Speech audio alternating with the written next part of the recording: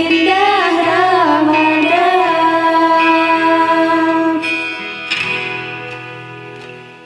Bismillahirrahmanirrahim. Assalamualaikum warahmatullahi wabarakatuh. Bismillahirrahmanirrahim. Alhamdulillahirabbil alamin. Wa bihi nasta'in. Wassalatu wassalamu ala asyrafil anbiya'i wal mursalin wa ala alihi wa sahbihi ajma'in. A'udzu billahi minasy syaithanir rajim. Bismillahirrahmanirrahim. Wa ayyuba idz nada rabbahu anni massanyal dhurru wa anta arhamur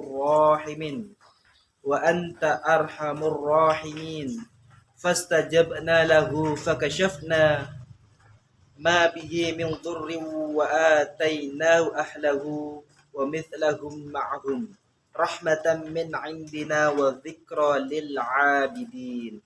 Al-ayah amma ba'du. Alhamdulillahirabbil alamin. Bagaimana kabarnya santriwan Sekolah Alam Afisina Malang? Semuanya kabarnya sehat selalu ya. Tetap semangat untuk mengikuti kegiatan di bulan Ramadan. Kita di bulan Ramadan ini ada kegiatan KTI. Apa itu KTI Pak Fahri? Jadi KTI itu kisah teladan Islami. Oke. Alhamdulillahirrabbilalamin, Pak Fahri pada kesempatan kali ini diberi amanah untuk menyampaikan tentang kisah Nabi, yaitu Nabi Ayyub. Bagaimana kisah Nabi Ayyub ini dalam menghadapi kesabaran. Jadi Nabi Ayyub ini salah satu Nabi dan Rasul yang mempunyai kesabaran yang sangat luar biasa sekali. Oke, Nabi Ayyub ini termasuk keturunan dari Nabi Ibrahim. Jadi termasuk keturunan cucu dari Nabi Ibrahim. Nabi Ayyub ini diberikan nikmat oleh Allah Subhanahu wa taala. Jadi apa saja Pak Fahri kenikmatannya?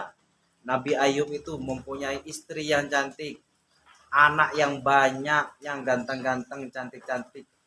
Selain itu Nabi Ayyub ini diberi nikmat kekayaan yang sangat luar biasa.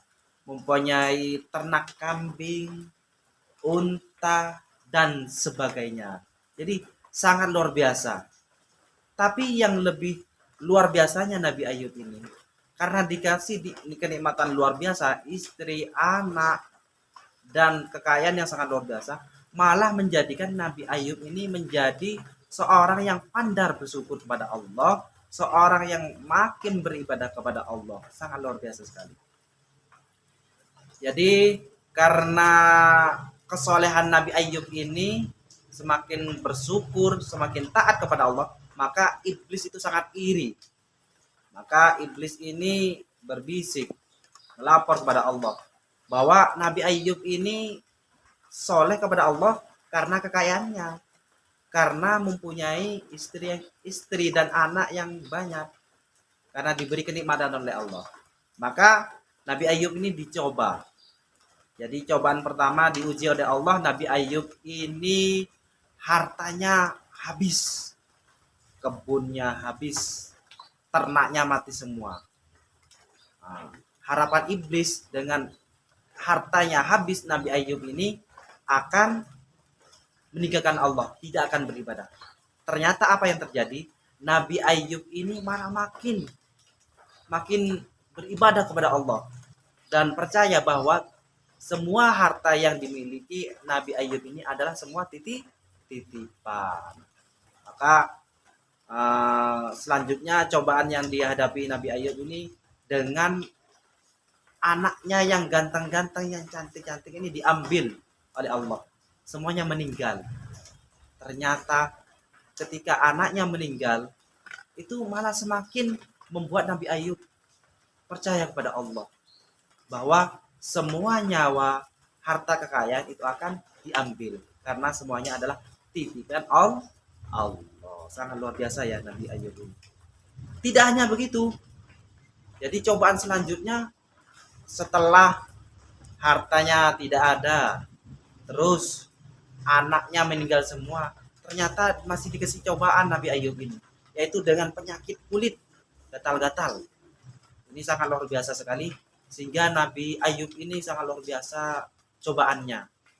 Jadi seluruh badannya tidak bisa bergerak karena gatal.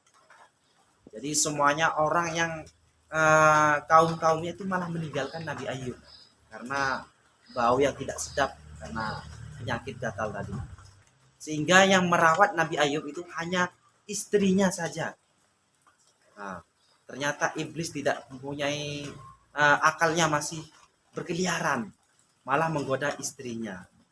Sehingga yang namanya Nabi Ayub ini merasa marah.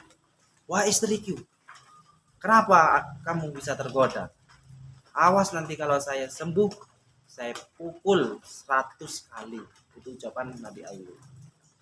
Maka sesuai dengan surat Al-Anbiya yang Pak Fahri tadi baca, A'udzubillahi minasyaitonirrajim, bismillahirrahmanirrahim.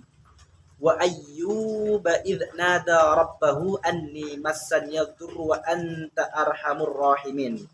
Fastajabna lahu fakashafna ma bihi min dhurrin wa atainahu ahlahu wa mithlahum ma'ahum rahmatan min indina wa dzikra lil 'abidin.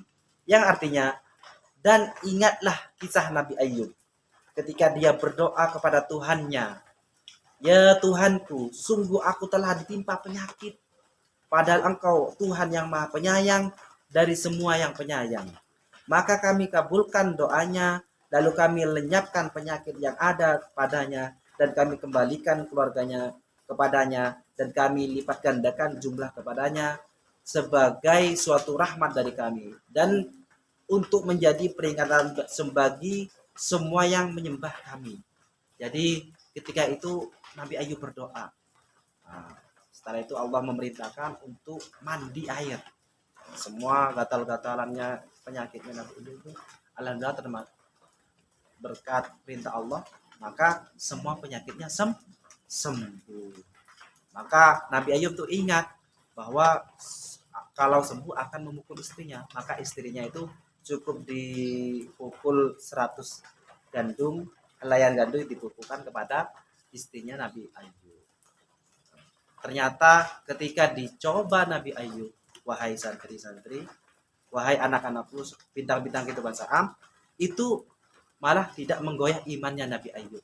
Itu adalah salah satu contoh, semakin kita diberi ujian, semakin kita diberi cobaan dari Allah, maka kita harus semakin percaya bahwa Allah itu ada di kita. Innallaha ma'as sabirin. Sesungguhnya Allah bersama orang yang sabar.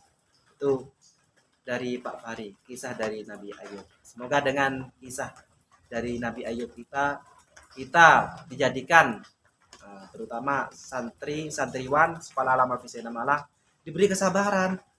Jadi sekarang bulan Ramadan, Pak Fahri saya lapar, Pak Fahri saya haus, makanya harus sabar.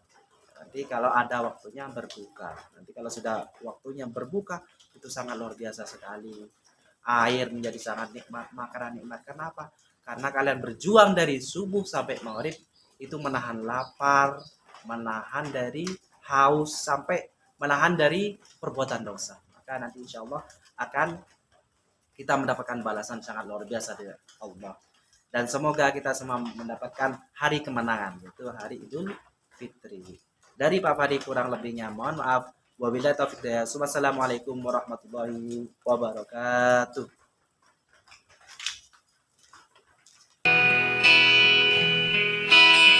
Ramadanku rindu untuk bertemu, siapkan hatiku juga hatimu. Ramadanku rindu untuk bertemu, dengan penuh cinta jemput indah